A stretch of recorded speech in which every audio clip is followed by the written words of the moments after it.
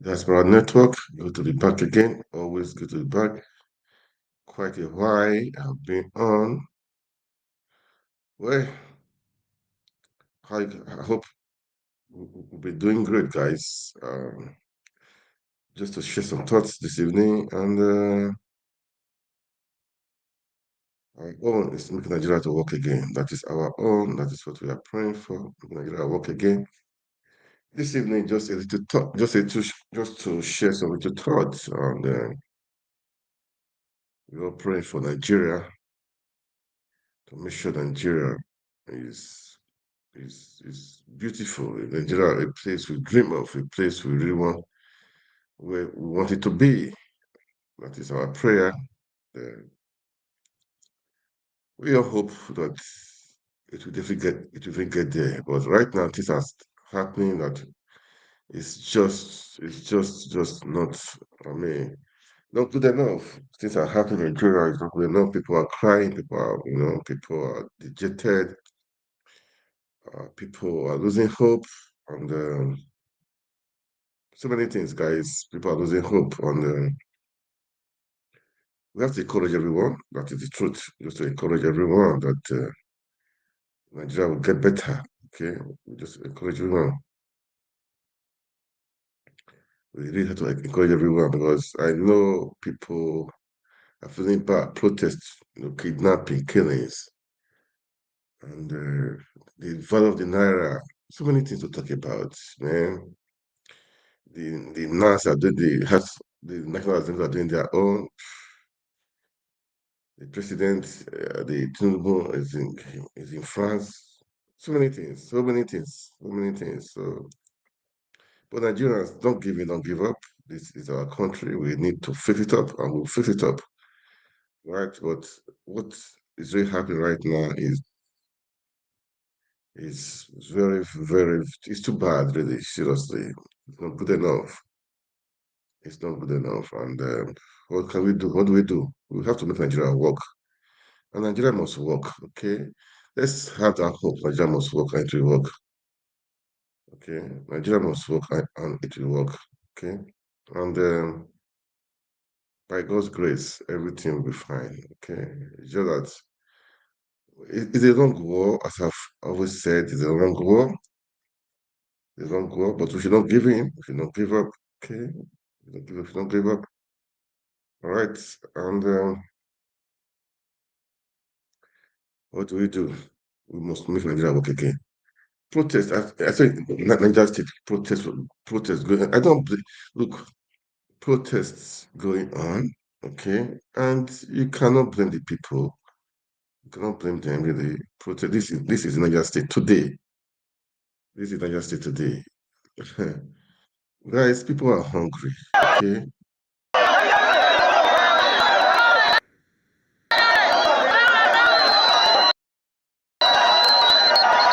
Hungry, man. These they don't have jobs. Businesses have collapsed. The lower rate. I mean, there is inflation. There is inflation. People that were earning youths are protesting the high cost of living, and they were blocking major roads within the metropolis. Now, we understand that the rising cost of food items or government efforts to arresting the situation has forced them to block major roads. That's why a lot of them they say they're blocking major roads so that government will hear their cry. And it turns out the deputy governor went in to try and address the crowd, telling them, listen, we actually do hear you, it's not that we don't. But they heckled him, saying, no way, not so, in disagreement of what went on. So the deputy governor of the state, Akudu Gaba, tried to address them. He said government is working to reduce the cost of living and the consequences of fuel subsidy removal. Remember that, but they will not have it. So this just raises lots of questions as to the quality, the billions, the 2 trillion that the state government had received in the first instance. What impact is it having?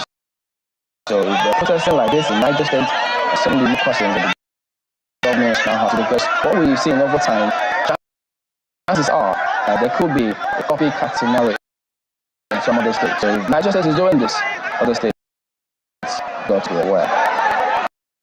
It's interesting that the women were the ones that have started this. You can see that a lot of young people who have also joined in the protest.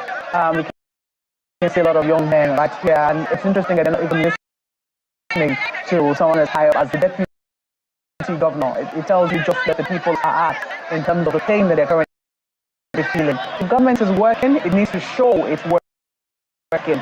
It needs to. It's not just a question of just saying it now. People need to feel it. People need to be able to see the hope on the horizon. So this is the situation in Niger State. We're hoping it doesn't spread. We're hoping that this will be contained. We hope that it will just be a protest. The people have a right. It is their inalienable right to protest and let their voices be heard. It will not be a surprise if it happens elsewhere, but we hope that it will be something that will be done peacefully and will not lead to the loss of any life. And actually very important that this is looked at very carefully, because Niger State is one of those states where if you don't check a situation early, it actually gets worse. And we're seeing a lot of young people here. When Niger State of terrorist attacks recently, neighbors us here in Abuja. It's a very crucial state, a very large state, a very massive population, and this situation has to be looked at very carefully and addressed very smartly by the state authorities to ensure that it doesn't turn into something else. But of course, right there, we're seeing disgruntled young people who are asking for better government. If you ask me, Kayla, if you look at the fact that young people, this young men who are seen on the street, and even women, and Niger State is known to be a largely agrarian state. Niger State has massive land capabilities that can feed this country. It's right in the middle of the north-central region of Nigeria. People are unable to go to their farms as a result of the insecurity. Some parts of Nigeria have been taken over by terrorists. You see that the army has been battling them, but even they too, they've been given quite our security agencies quite some, problems in terms of challenges for the entire country. So I'm hoping that let us all do. But I think it has to go beyond hope now. But the real work will be done to address the root challenges confronting the people who are unable to go to their farms and unable to contribute meaningfully to national production, especially in the area of not just food now, but even in terms of timber, in terms of many other byproducts that we could actually make from food and cash crops. I mean, children, this is a Monday morning. It is a Monday morning. All these people are not at work or in school. There's a lot farm or at their farms. There's a lot that is wrong in this place. So the stark reality of the question of youth unemployment, the stark reality of whether or not policies that the government has put in place is achieving the desired results. The stark reality of what we need to do if we don't want to be sitting on the tail of the gunpowder. So we'll bring more details on this matter as we get them out. The things that bothers me is that we should never have allowed our young people to get to this point of hitting the roads. We always know the beginning of a thing such as this. We can't know the end of it, especially when we cannot control the narrative. Now, these guys didn't just get here. There were elections in Niger State earlier last year. About a year ago, there was elections in Niger State, and the issues had prevailed until before then. And even until this moment, the governor also have seen these things coming. Now, I always talk about my confidence in the intelligence community, how the officials of government, political office holders, use the information that they get at the federal level, at the state level, at the local government levels, at the executive level, and at the legislature levels. That is what will be instructive here. So this is what we have now, and they are refusing to listen to government officials. Where do we go from here? It's a very troubling situation, and this is just one state. God forbid that it goes anywhere else. And how many other states are having this experience, and the governors and the officials of government, commissioners, and no one is looking at those things now. It's not all rosy if people are hungry and pensive. That's my take, Jimmy.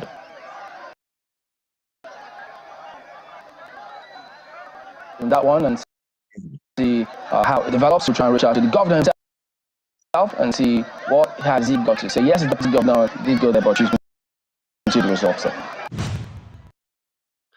Man, that was this. These are protests happening. This was in Niger State. Okay, you can see insecurity. I don't know why they allow this thing to linger for so long. People are suffering. People are crying, and they are not talking. People are suffering. Really, people are suffering. They are suffering. So I don't know why they just allow this to be happening. Now, like kidnapping is not the order of the day in Nigeria. Kidnapping everywhere. So many things. You know, so many things happening in Nigeria. This is not just fair. We should wake up. The government of the day should wake up and fix all this stuff.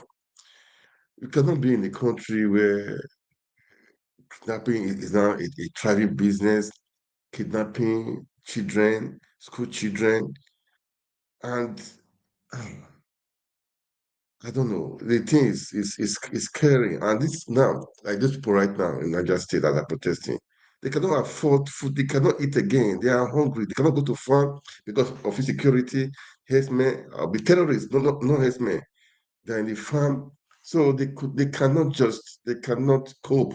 They cannot, they're hungry, no farm, they cannot go to farm because of insecurity, because of the terrorists and the herdsmen, the bandits that that are in the bush there, Now, no jobs, no money.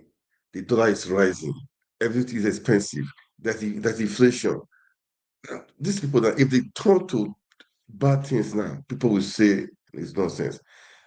For a parent, as a parent, you cannot allow your children to be hungry, and you are seeing them hungry. You can't do anything. Meanwhile, you can go to farm. You have farm to go. You have places to do. All your business is closed up, and you cannot just allow children. But I don't. Despite what is happening, I don't subscribe that you go do bad thing.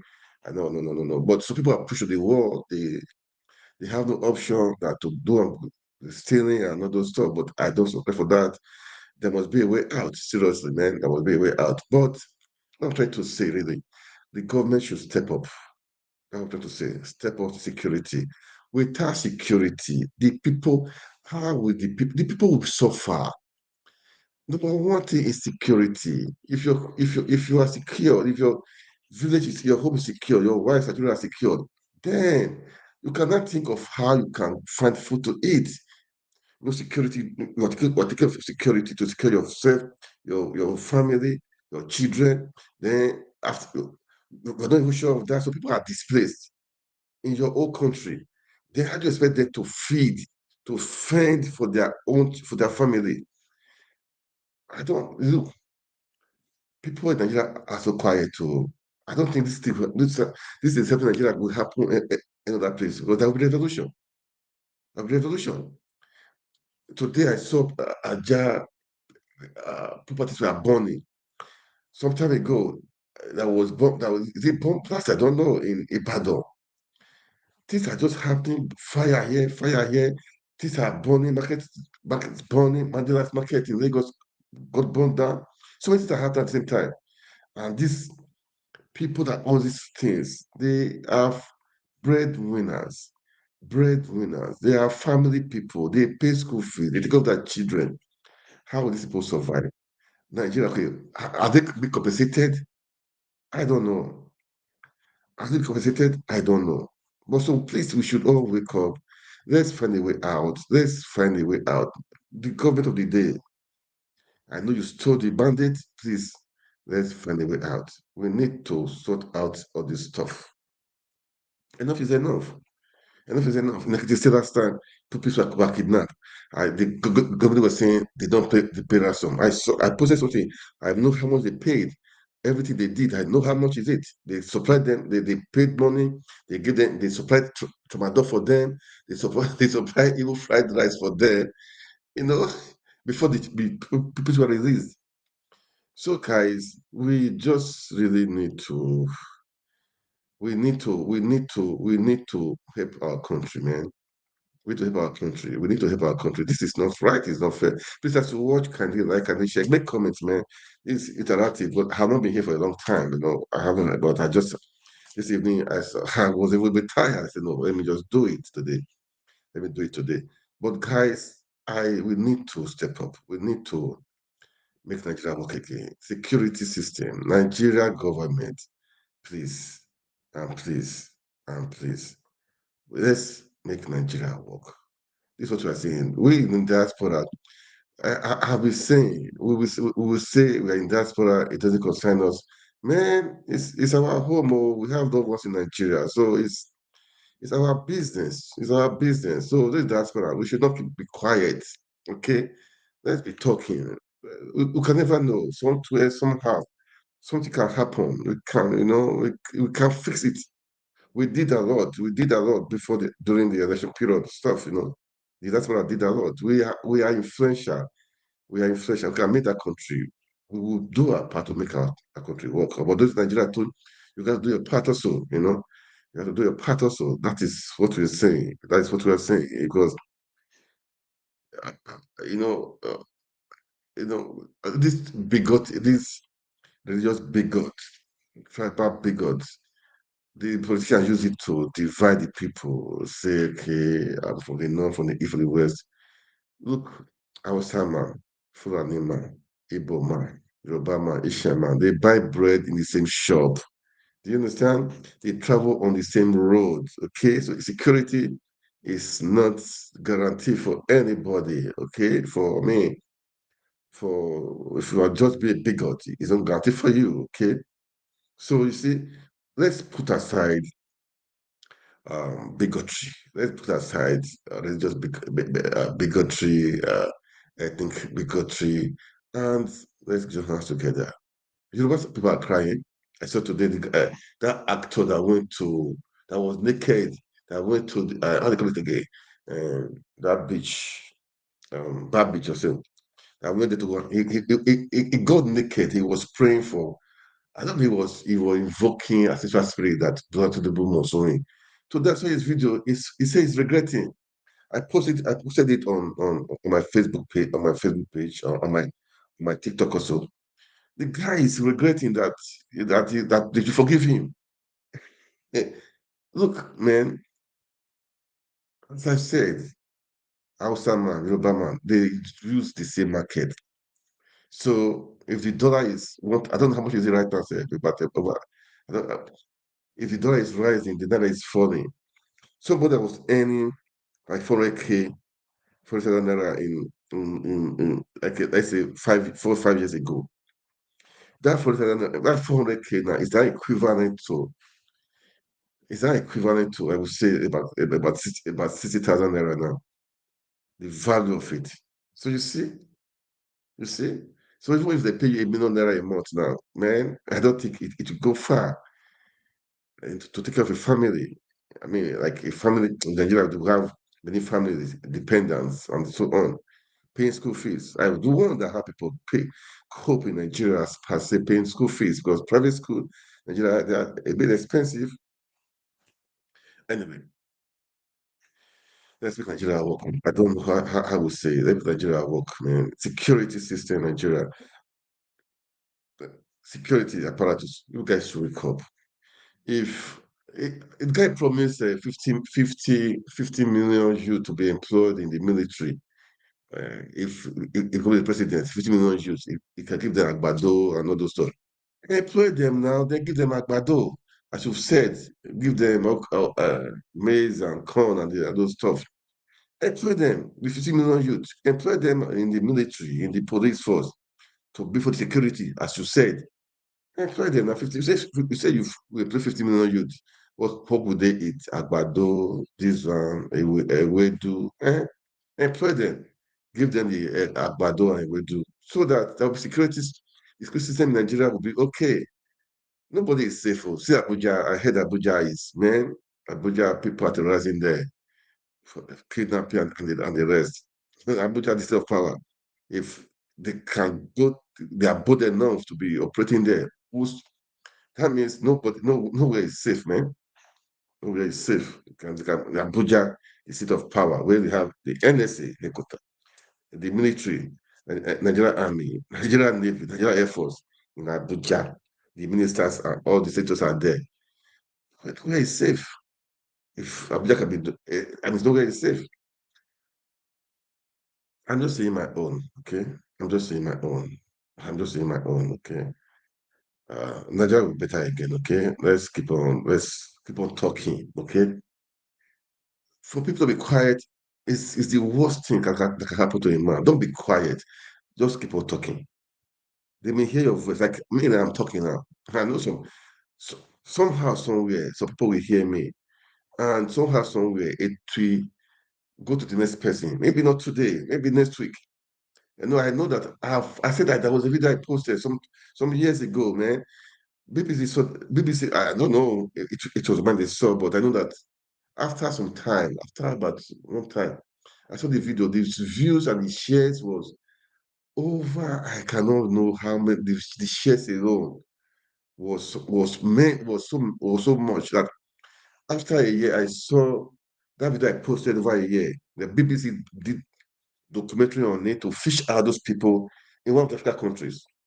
So you can see, don't give up, don't give in, keep on talking. Your video can go viral, your photo can go viral to help people. So guys, you have your phone. Keep on talking. Nigeria is not. Let's fix the system. Let's fix the security. Let's fix the road. Talk. Nobody will kill you. Nobody will arrest you. Know that one. If they arrest you, you become popular. Okay. If you if you talk, you die. If you don't talk, you die. Then come and talk. And maybe nobody is even dying. We can fix Nigeria. But the politicians are not many. There are not many. People are suffering and dying and crying. Let's be their voice. That's what I'm just trying to say. Let's be the voice of the helpless, be the voice of the hopeless. You can see that like just now, people in Niger State. There are people that are worse than that. I saw one video, people said it. They said the guy stole. What he stole, I don't know. They were making him to dance. When I even saw the guy, you can see the guy, maybe he has not eaten for some days. Maybe what this thing now? I don't know. Maybe just maybe some still money or maybe bread or those stuff. Maybe this guy is not a thief. He's not a thief, but he doesn't know what to do again. He doesn't know what to do again. But they thank God that they made him to be dancing. They didn't. I don't think they beat the guy. They made him to be dancing. But the guy was. You see him.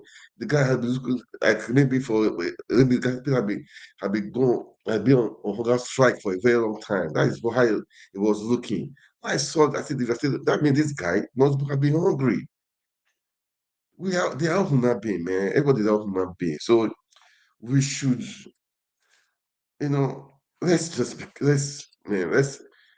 keep on talking. The government will hear you one day, and people will, we learn, we hear, and somehow, something will happen. Okay, that's what I can say. Let's listen to this Ekiti stuff. Okay, let's listen to the kidnapping. Ekiti State. The Assistant Inspector General of Police in charge of Ekiti, Dari Omudari, said it took the combined efforts of security agencies in the state to apprehend the suspect. According to the AIG, they were rescued at the Otikon forest between Emuru Ekiti and Owo in Ondo State at about 1 a.m. Sunday. Omudari also said that one suspect, Alhaji Abu Bagan, has confessed to the crime while efforts were on to apprehend his accomplice. During interrogation, Babuga Alhaji admitted he took part in the assassination of two traditional rulers. He is currently giving credible information that will lead to the arrest of other gang members. As recovered from the suspects are one live cow, 3 cutlasses, 1 axe, 1 dagger, including food items. We want to enjoin the good public state that command will not rest on his class until these perpetrators of these heinous and criminal acts are brought to justice. We employ all of them to remain calm as we carry out further investigation.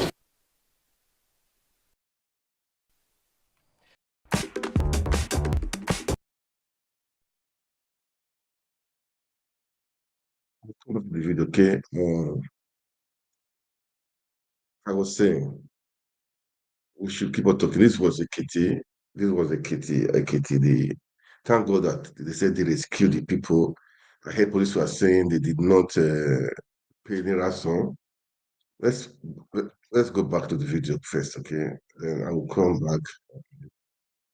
let's go to the video. I'll come back and they'll continue. The thing is, I don't know why it's okay.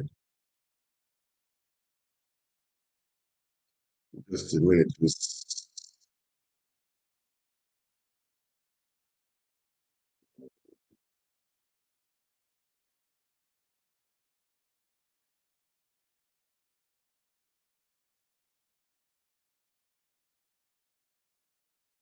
Let me just a minute, guys. Okay. Let's I'll call you back again. And Let's watch it, property okay? and providing welfare Let's for the watch it. people. That is what the story is all about. And it's not just about these young persons and their teachers. It's also about the traditional rulers who were attacked. Again, we're painfully reminded with the situation in the Ekiti state, the incident on January 29, and also the abduction of the Pupils, of the security crisis that Nigeria faces. Last week, we spent the whole of last week. Everybody spent the whole of last week talking about insecurity in Nigeria. The Senate said it was summoning service chiefs. We were told Security Council meeting will be convened. But the question that the people of Nigeria continue to ask is, to what effect? Where is the impact? Where is the difference? Why is it that every other measure has failed? Where is the renewed hope that the APC and President Tinubu personally, in terms of national security, promised the people of Nigeria? So those original questions remain. Whether it's in Ekiti, or the Plateau, or Zamfara, or any other part of Nigeria, where life has become short, nasty, and meaningless. Nasty, short, and British, to quote the author of that phrase as he put it. That's number one. There are other details in this narrative. The first one is the spiritual side of it. Some commentators, historians, I think I saw Tayo Additional, who's a professor of history at the University of Ibadan now. I also saw Chief Elebuibon, Chief Ifayemi Elebuibon, saying that it is so strange that traditional rulers, who are regarded as next to the traditional gods, next to the orishas, and who are supposed to be revered persons in traditional communities, are now found themselves in a situation whereby, they are victims of attacks, of gunshots, of ambush by kidnappers. And I think both the historians and the Ifa priest were putting it down to the fact that the traditional institution has undergone a very dangerous transition, whereby, traditional rulers are no longer as mystically powerful or as revered as they used to be in times past. Well, my only problem with that, I'm not into, shamanism and the interpretations thereby, whether it's of one variety or the other. I don't think we should blame the dead for whatever may have happened. Two traditional rulers lost their lives. This is not about whether somebody went to a beef or preparation, or as a traditional ruler is supposed to have powers to disappear, or no. That's mysticism. The real fact that we have is that nobody is safe, whether a blue blood, a royal person, or an ordinary person. And this is why in this narrative we have, at one end, traditional rulers, monarchs being affected, and we also have ordinary people, ordinary pupils, children, their teachers also being affected in this security crisis that we face in Nigeria. That's that about that. Those who are looking for traditional explanations can go in that direction. But government has a responsibility to make this environment safe for both princes, kings, and everyone else, and plebeians. Now, beyond all of this, we've been told that there's going to be arrests. One day, I think his name is Babajoga Alaji, as he otherwise called him, said, he's going to help to help police apprehend the other suspects. Well, when those suspects are apprehended, they should be suspects. Well, when those suspects are apprehended, they should be made to face the full wrath of the law. And beyond all of this is the unresolved question about protecting lives and property. Those children who have been freed should be assisted, a lot of counseling. Their parents will also require counseling. Their teachers will also require a lot of counseling. And those pushing the traditional narrative. Oba Fatoba said on Awikonko television that he did not escape. He was the only one that survived. It wasn't due to any mistake of powers. He took to his heels in literal terms. And he and the other traditional rulers had in fact gone to Ekiti to make arrangements for security in that taxes, resort to self-help. Government had failed them. Yes, he said they have the support of the Ekiti state government. But to get to a point where traditional rulers themselves are the ones now recruiting security men to provide security within their domains. And when they were attacked by these assailants, the security men that engaged were so scared that when they tried to respond, they could not. But, the Alara of Ara, managed to escape, not due to any magic. He himself has made it very clear.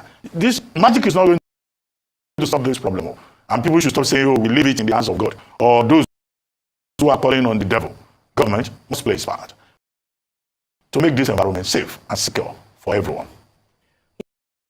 Yes, indeed, government must play its part to make this environment safe and secure. And that's what Nigerians have called. In fact, last week, a coalition of civil society organizations under CISLAC had held a world press conference to actually ask the government to declare a state of emergency on insecurity in Nigeria. And part of what they cited was the fact that the government, a major responsibility of government was to secure the lives and properties of Nigeria. And unfortunately, as it stands, quoting the numbers in thousands of people who've been abducted in under 1 year, and just looking at the last few years, that we needed to ensure that we're not paying lip service, or government isn't paying lip service to securing lives and property. Beyond that, when we look at the impact of insecurity on attracting foreign investment, we've talked about this a number of times, and the signal it sends to the world. Only last week, the ambassador of Germany to Nigeria had met with the Senate president and talked about the fact, in her words, that the insecurity issue in Nigeria is worrisome. She didn't need to have told us this. We can see it. It is obvious.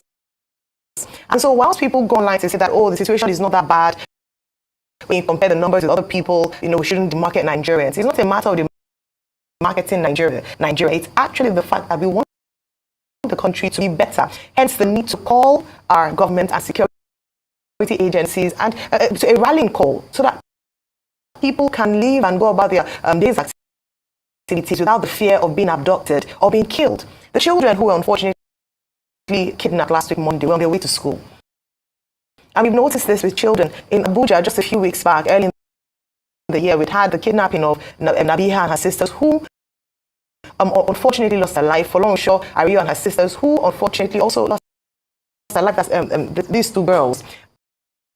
Even though their siblings were later rescued, the focus on the fact that now our children, who are some of the most vulnerable in society, whom should be protected, are now seen as targets by kidnappers because it has now become a business venture where they are asking for ransom in millions of naira. We heard for the Ekiti state, there were numbers that were going up to over 100 million naira. Now, kudos to the police and security agencies who rescued these children and said that they did that without collecting any ransom. There have been debates about the collection or the payment of ransom, and even though security agencies say, oh, it is illegal, but there's also been the argument of the fact that these are human lives in question with family members, especially in the case of children. Whilst we do not advocate for the payment of ransom because it does encourage this terrible crime, the truth is, what's the other alternative? And that's why we must continue to ask and make a demand on this government to ensure that they get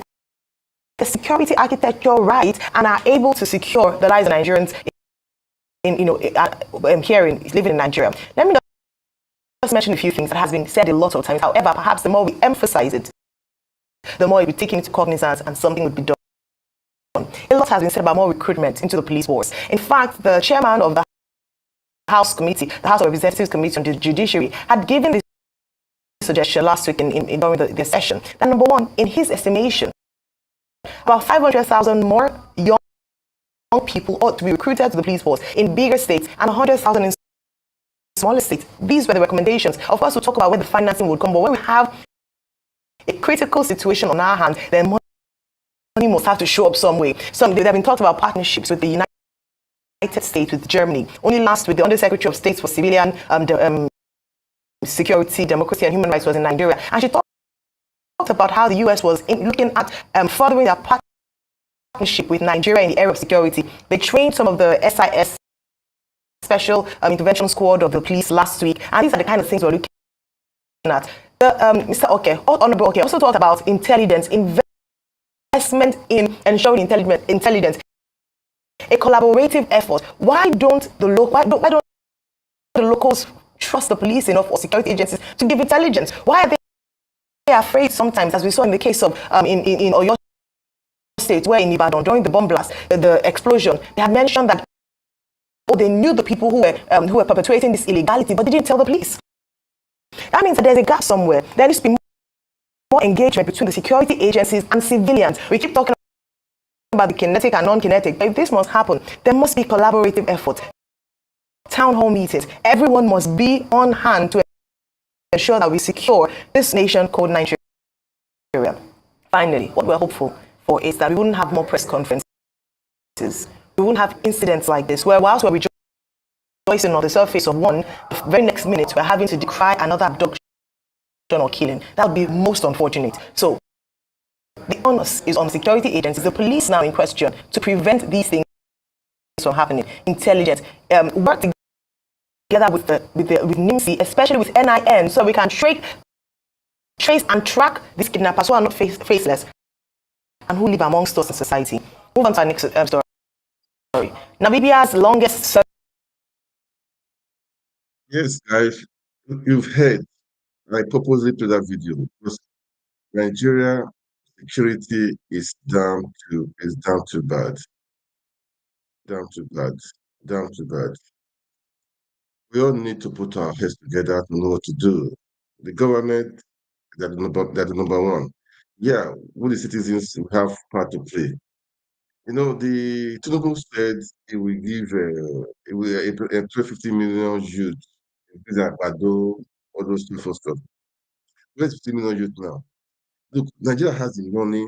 And the money they are stealing is enough to take care of things.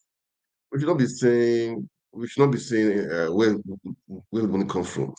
The money they are using to buy those SUVs and the rest, billions of naira SUVs, billions of naira to renovate where VP is lodging. The money they are stealing. You can see the humanitarian affairs. What happened there? The billions. That woman, I forgot her name, stole 43 billion naira under 5 days. Transferred to her own account. How can this thing just be happening in Nigeria? Everybody is quiet. Sorry.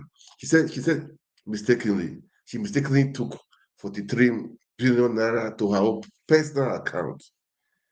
You can just imagine. She was not a minister. They can imagine what is happening in other ministries.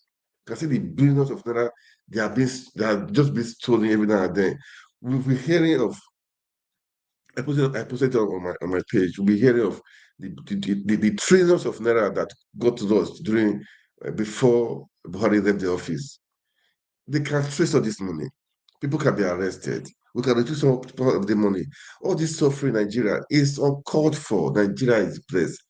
The natural resources in Niger, in Zamfara State, in Plateau State, that even those foreign companies, foreigners, in Chinese firms are stealing on daily basis. Nigeria, please wake up. I don't know what to say. It's annoying, it's painful, it's just so painful that we are allowing this to happen in Nigeria. No Nigeria should be suffering by now. No Nigerian should be suffering by now. I can bet you that. No Nigerian suppose to be suffering. Supposed to be suffering. No Nigeria at all. They don't deserve to suffer. They deserve to suffer. They don't. It's uncalled for.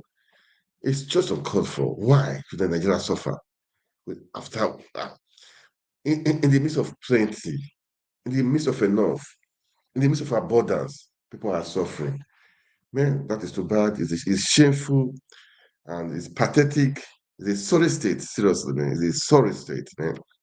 It's a sorry state. Nobody's supposed to suffer. Nobody's supposed to suffer. Nobody's supposed to suffer.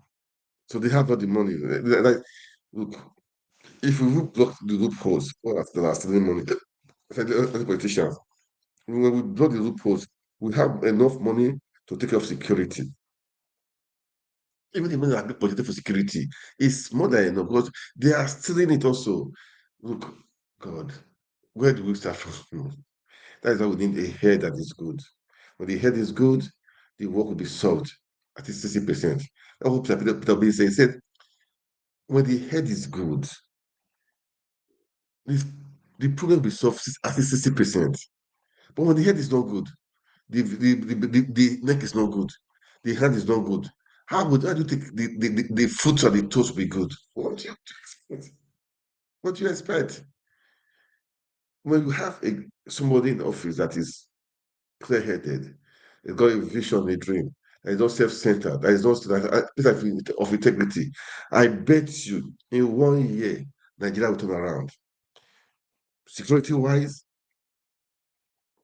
economically, infrastructure may take some time, but all other 1 year, it's like insecurity. 1 year, things will turn around. Right? Somebody that has integrity, that is not self-centered, that is not stealing, that is not corrupt, when he's in power as a president, I bet you, not as VPO, as president, because he's chief, things will change. Things will change. 1 year, things will change. Things will change. That was why most of the obedience we clamor for Peter Obi. But the powers that think they are, or that be, the INEC and the other thieves, man, they did otherwise. They stole the people's mandate. People's voice must be heard. People's voice must stand. That is the truth. That is the truth. People's voice must be heard and it must stand. It must stand. It's painful. It's painful. People came and they voted. Seriously. I won't say they did not vote. That's why I say people are saying people did not vote. You can they I to suffer. I say no. They voted. They voted, but the vote was stolen. They voted. So I don't blame the people who suffer right now. They voted. We know they voted. The few people did otherwise. The few people did otherwise. Hmm.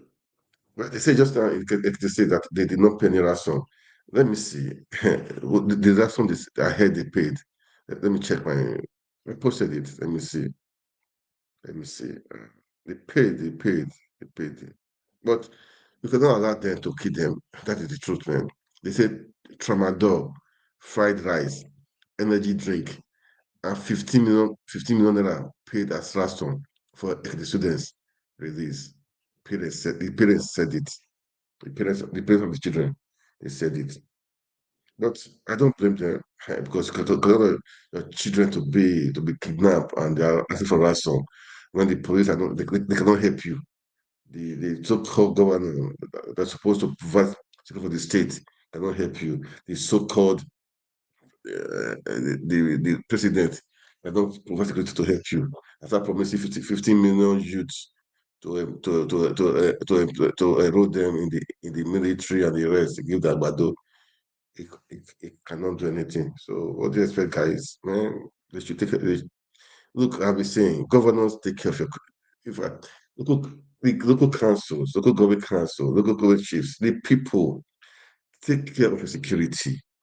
If you need to buy gun, take care of yourself. If you need to do anything to secure your family, your ward, your council, your village, do it. These people that are coming, they are armed to the teeth with automatic, with AK-47. So you cannot be carrying cutlass. Arm yourself also. Protect yourself, guys. That is it. You cannot. Allow people. Don't let anybody threaten you. Don't let anybody tell you if you have this one, they will arrest you. Come on. Why are they not arresting all those terrorists? They should arrest them too. But they cannot arrest them. Protect you. They cannot protect you. Then protect yourself, guys. Protect yourself. Oh, that's all I have to say. Anyway, I just want to play. I've not even listened to it, too, but I will play it. I know the guy. He talks. He talks. I know him. He talks good. Okay. I saw his video this evening. But I was just thinking, let me just um I will just play his video. I don't really know what he said, but let's just watch him, okay? Um, let's watch him because today I just had to come on. It's been over a week now. I've been online, yeah. It's quite a while I've been online, really, man. So I just have to do this today. I have to do this today. But I hope I say I'm becoming almost every day now. Man, uh, it's like that too. It's like that, okay? It's like that. It's like that. You know, I like the way when he's talking. Let's give you some time to talk. He's one of the patriots, man. He wants the good for the country. He wants the good for the country, man. These are the people I would say that are fearless, okay? That are fearless. They want the good for the country. That is the truth. Fearless. Let's listen to him, okay? Person come out with any organized plan for a revolution. Fact of the matter is there's nothing with which to compare. He's been consistent in calling for one. Whether a better job could have been done in articulating one, that's up to posterity to judge. But the fact of the matter is that you cannot fault the man for his recognition of the fact that the Nigerian system is beyond redemption. The critical disconnect is in an inability to communicate these effectively to the Nigerian people. And you really can't blame that on the man, because if he wasn't communicating that, people like myself and multiple others have been communicating it. The question is, have the people been hearing? Are they even listening? Are they receptive to the idea that it's not their ethnic champion or their co-religion that is going to solve the problem? We all would prefer that a Voltron shows up, who waves a wand, and everything just gets better. But it's not going to happen. It will only happen when we all, as a collective, buys into the idea of change and then invest our energy in pursuing that change. So it's not about show-rest tactics. It's about us as a collective. We really need to look at ourselves and then ask ourselves some very hard questions. And the Nigerian interest is almost always subjugated beneath foreign interest by those who purport to rule the Nigerians. So it's not about the exertion of powers by these foreign bodies. It is the willingness of those who presume to rule Nigeria to submit the sovereignty of Nigeria and subsume it beneath foreign interest. So I don't blame Yorubas have this foreign proverb. They say, it is not their fault. It is the failure of governance that has led us to the point where we have become a prey to everybody. And we would all have to get to the point where we understand. Sitting down and waiting for an election cycle in 2027 with the Yakubu at INEC without, in fact, I'm not even sure that the path to an electoral revolution is going to be made easier. How? I think with all the amendments you might care to introduce to the Electoral Act that we thought was already revolutionary in its intent, nothing is going to change. So I know that over the coming weeks and months, even as the hardship begins to bite deeper and deeper, we would all have to come to the recognition of that solitary fact. We are the victims. And we victimize ourselves further by our divisions and inability to chart a course. Those of us who have believed that the 1999 Constitution is a fraud and should be done away with, and that we should revert to a regional system, a parliamentary system, that's been the last negotiated agreement of the Nigerian peoples amongst themselves. We say this in the clear understanding that there cannot be a vacuum. You cannot. What we have today, the mainstream you see all over Nigeria, is based on the fact that the existing constitutional order has been destroyed. Validating that fraud of February 25 last year by the Supreme Court effectively destroyed the fraudulent legal foundation by which this country had been governed for a while. So, in demanding that the 1963 Constitution be revived, which this is a call that has been made by multiple persons, including myself, although I added a qualifier that we should recognize 6 regions instead of the old 4. But to answer the meat of the question, it couldn't hold because men did not allow it to hold.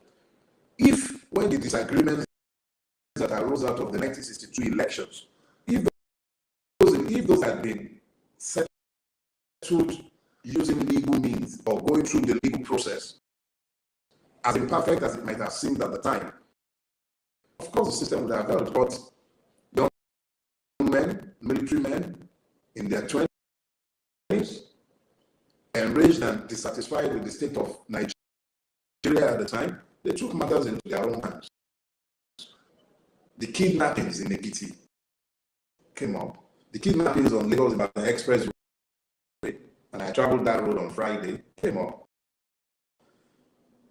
The killing of the others and then the one in Kwara State again came up. And the more these things are happening, the more I was forced to ask myself, we keep saying Yoruba. Is it only Yoruba that needs to own, or Nigeria itself that needs to own?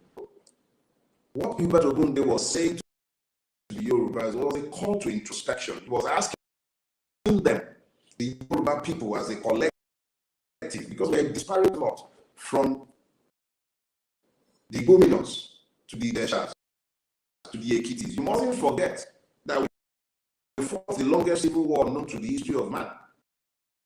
The Yoruba nation was in turmoil for decades, almost 100 years before the British came and settled the intra-ethnic warfare that was going on in Yoruba land. So when he coined the word, he coined the phrase as an invocation to thoughts. He was demanding that men should think. He wasn't calling for ethnic irredentism. No. Chief Ogunde was a nationalist.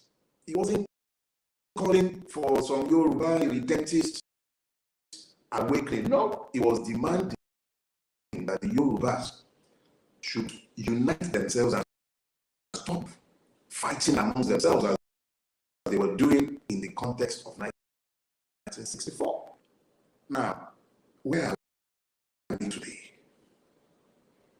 If you're asking people to think, if you're calling them to deep reflection, there must be an empirical basis for your call, and there should also be an understanding of where you are today that is demanding the introspection in question.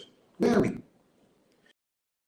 We're facing a multi-pronged risk of implosion as a people. Obas have been killed in their own domain, traveling within local communities. They are being killed. When you ask yourself, how do you explain the context of Rome in an atmosphere of turmoil where nothing appears to be settled sufficiently for anyone to do any productive thinking? The question you now begin to ask yourself is this: these people who were busy renewing during the elections, demanding that we should think, why are they not demanding that we should think and then act in this season where everything appears to be going wrong? In Nigeria today, you have unbridled impunity striding around in our country. A landlord will remove the roof of a house and post it boastfully because he knows nothing will happen. A man will steal more than he can spend in 100 lifetimes. They'll catch him. He knows nothing will happen. He's negotiating to drop a few of the millions that he has stolen, and then they'll clap for him, and then you see him bagging cheap things entitled the former Attorney General of the Accountant General of the Federation. And yes, the Attorney General of the Federation himself. So you find a situation where we are in that straits. The country is collapsing. It's actually imploding. You have terrorism. Almost impossible to deny that it is state-sponsored. You have all manner of illegalities. Look, you ask yourself, what kind of country are we building?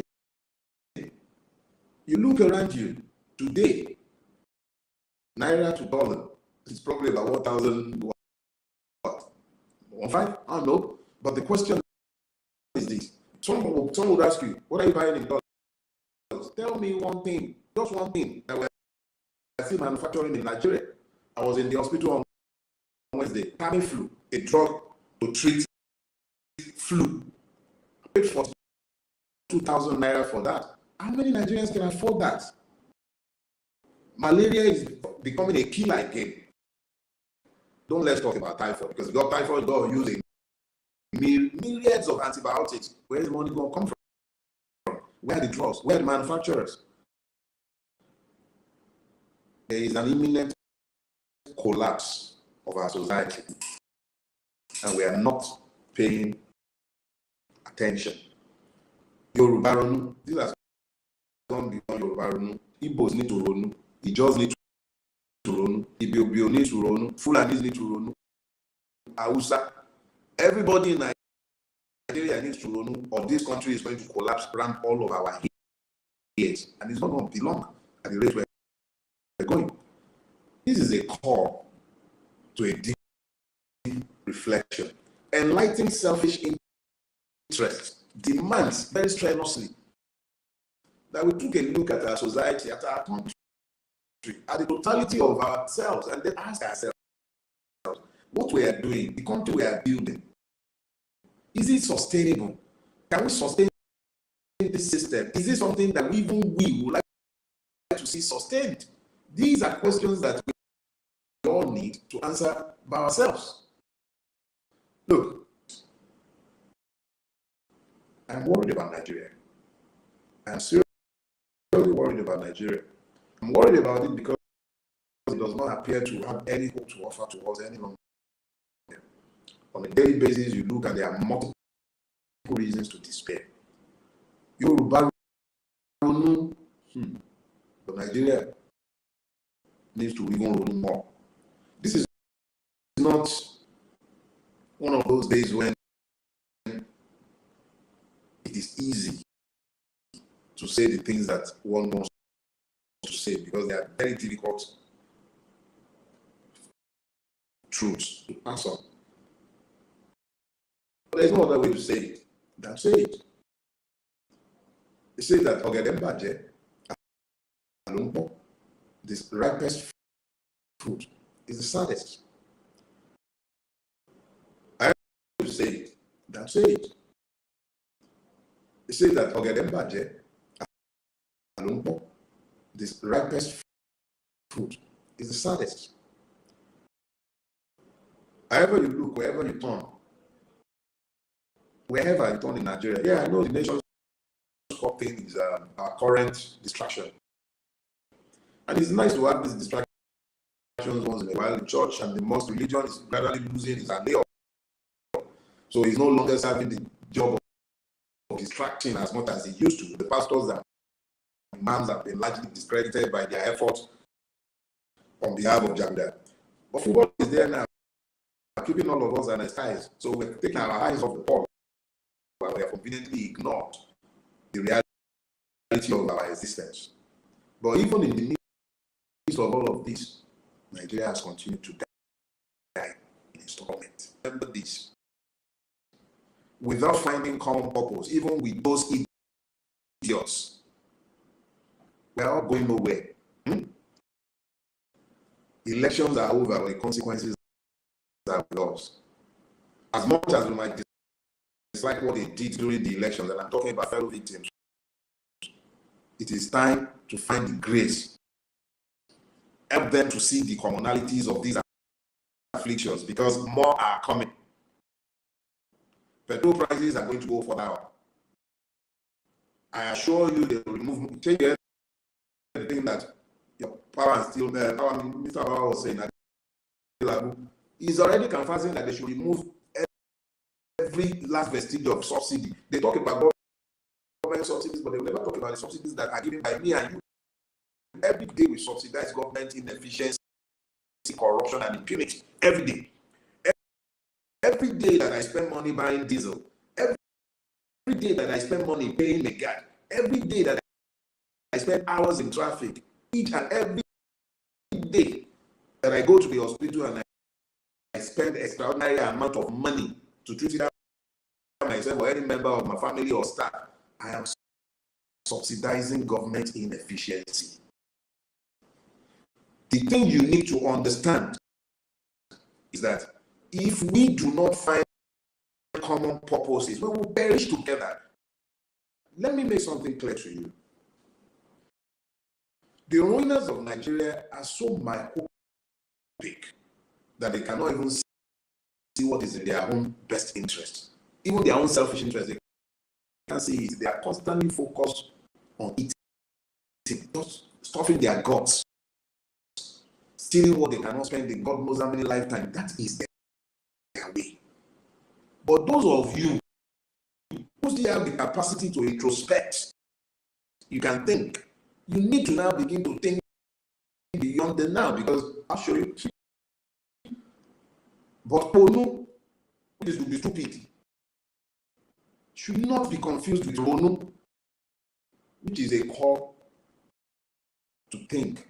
Use your brain, your God-given brain. Ask yourself, how is it in my enlightened selfish interest to support this man or that man or this system? How?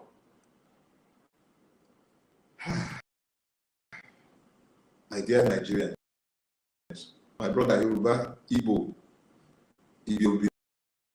Fulani, Hausa, wherever you might be and wherever you are, you need to move beyond the slogan. The system actually prefers that you focus on breaking Nigeria instead of focusing on changing it. Change it first, and then if you desire to leave, leave.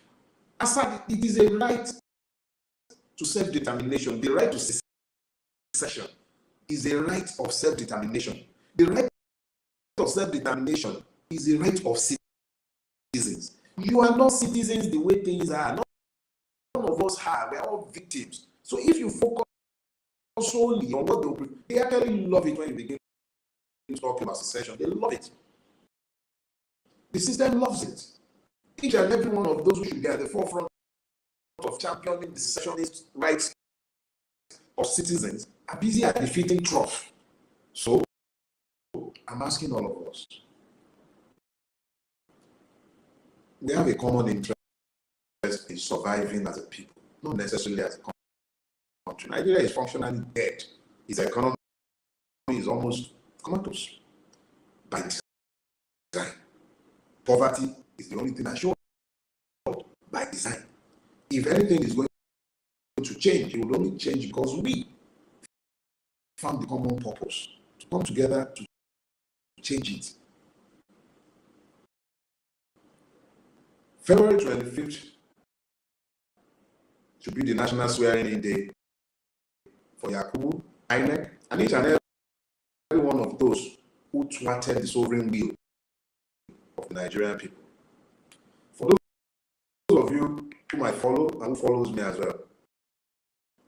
It's a symbolic thing. But words are life.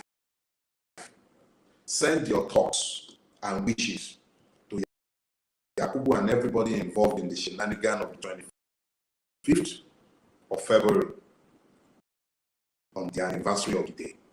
It changes nothing, yeah, I know, but it is the beginning and the building block of what we need to do. Confront this system is a must. This system is not going to change, and we will not be able to vote our ways out of this. But we'll begin by taking baby steps. We'll build solidarity. Get your black. Yeah. On the 25th, wear your black.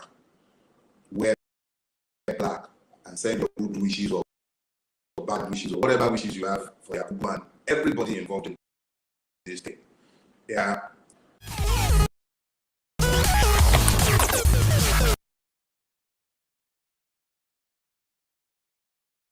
Love the way he talks, man. It's just truthful. It's just telling you what it's supposed to be.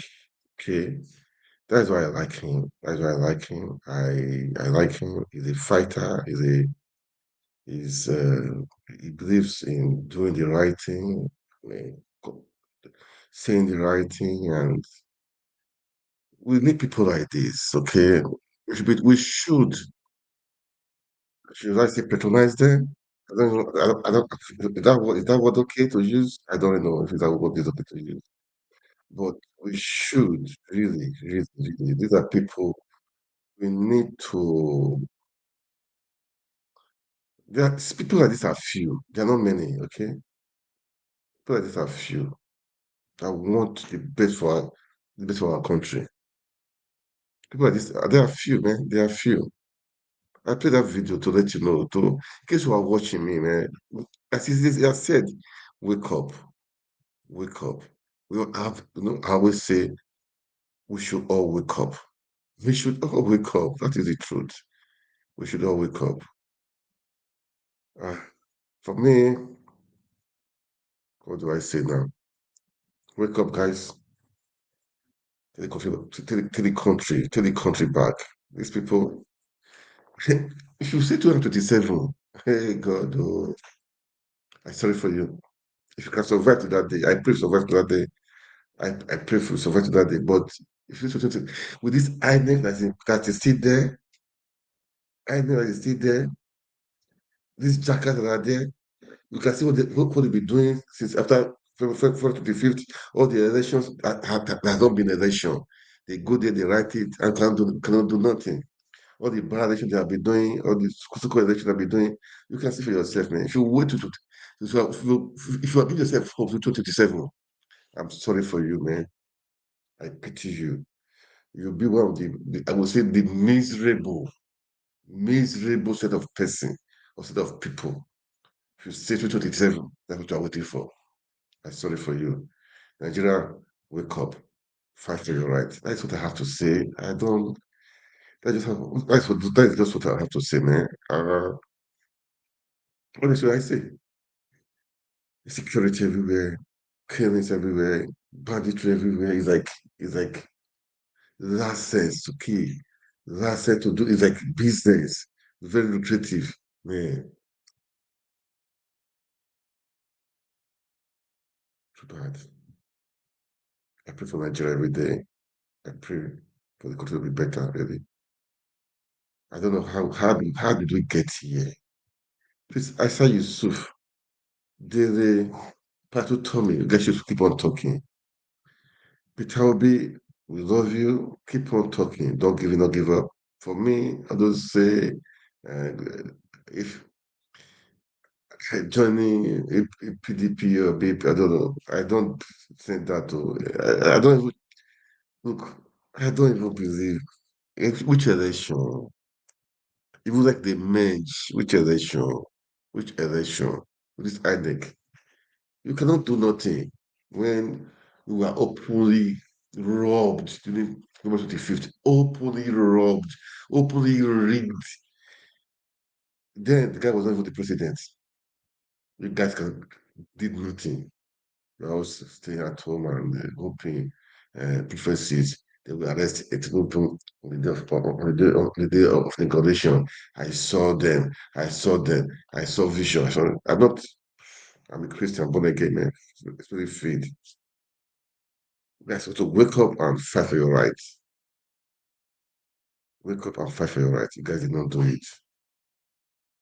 You guys did not do it. What Mario? What Mario? Anyway, let's just on a lighter note today. Let's let's wish the Super Eagles best of luck as they play South Africa on Wednesday. Okay, let's wish them best of luck.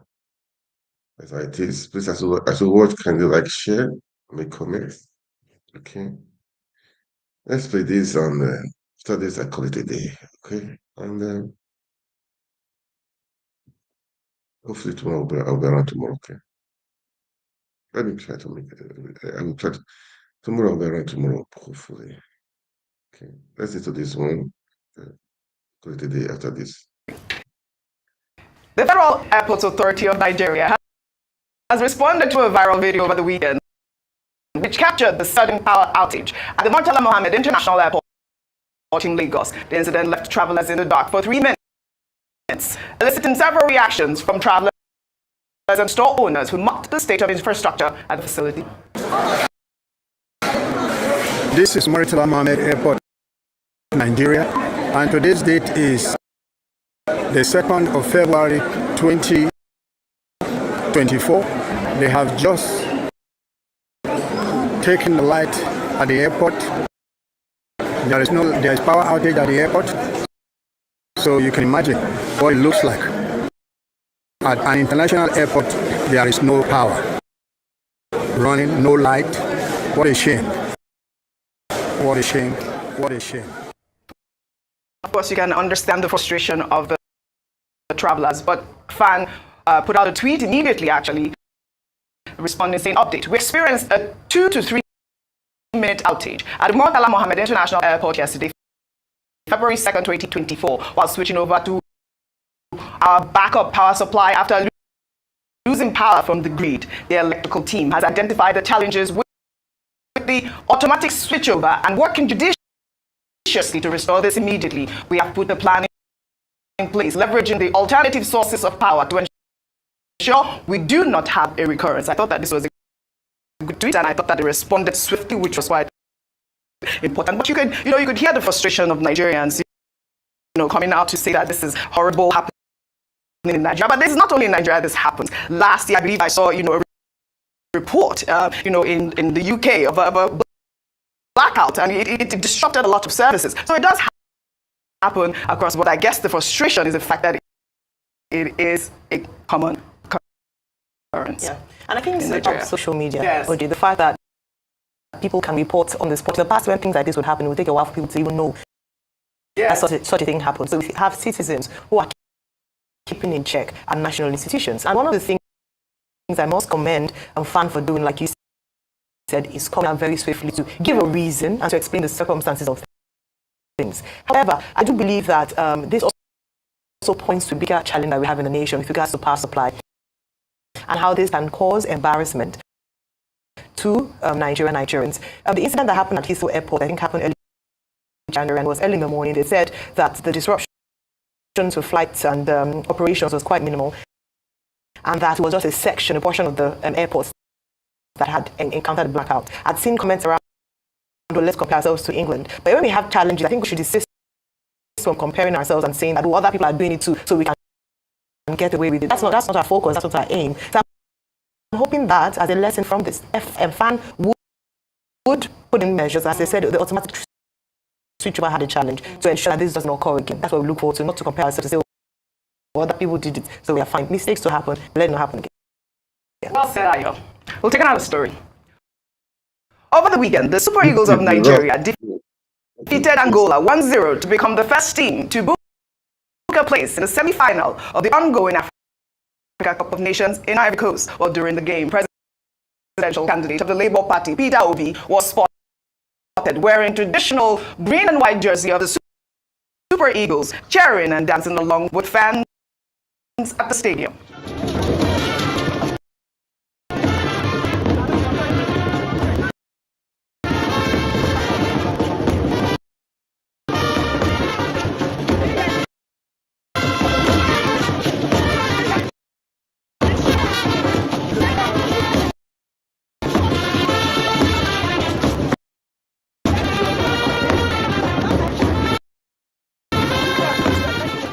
President. I have a God who never fails. I have a God who never. I knew I was going to feature this woman with this dance move. How Pastor Ayo, get this camera guy. All right, President Bola Ahmed Tinubu was also spotted in a video celebrating the Eagles' victory with friends and family in France.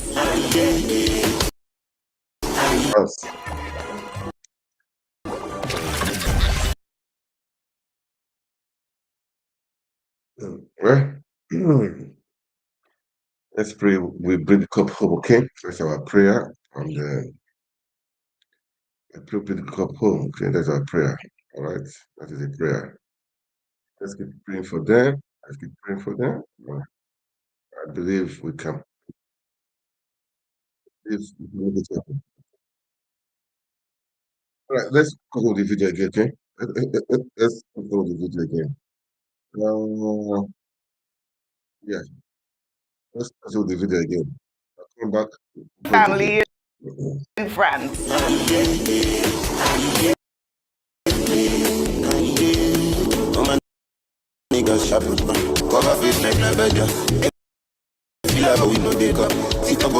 Too much excitement in that room. Well, after the game, the Super Eagles stars were seen celebrating their victory with the captain of the team, Ahmed Musa, who is a devoted Muslim, leading the Christian chorus. Let's take a look.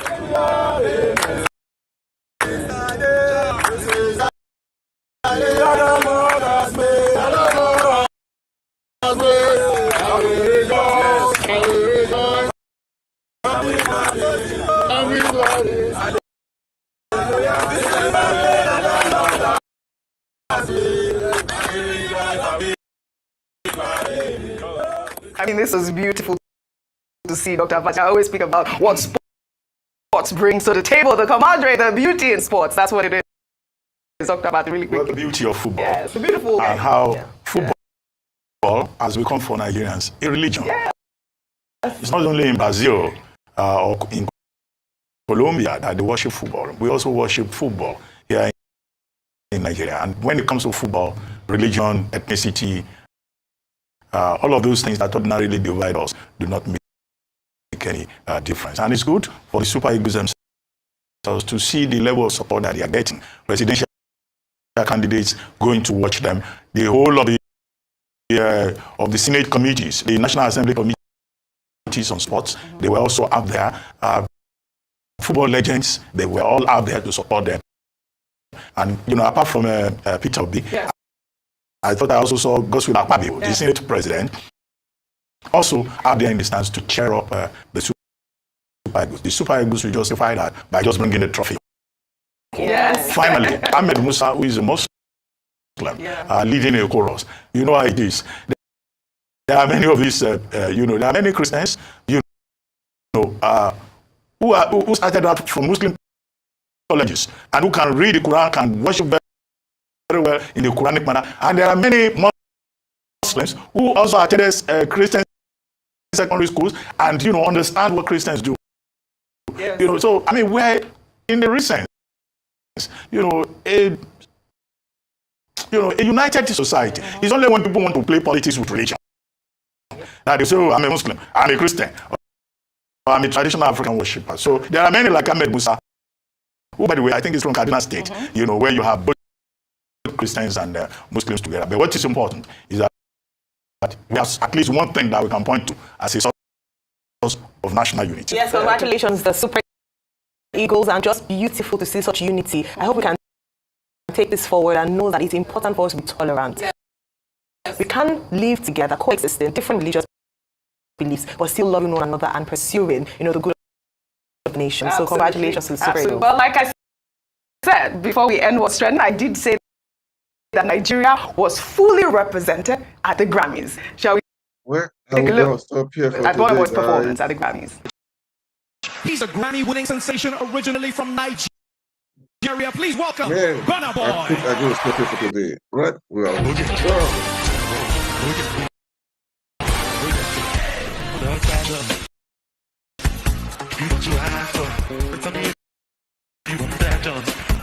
Congratulations, Burna Boy. That was Brandy right there, right? Yes, performing with Burna Boy. What can we say? Again, a round of applause to our 5 Nigerian artists that made that inaugural category of Best African Performer of the year. Congratulations. Well, I'd like to thank you both for your great analysis as always on what's trending. Well, that's all I have for you. Well, guys, that is it for today. Thank you so much for watching, and I'm going to call it a day.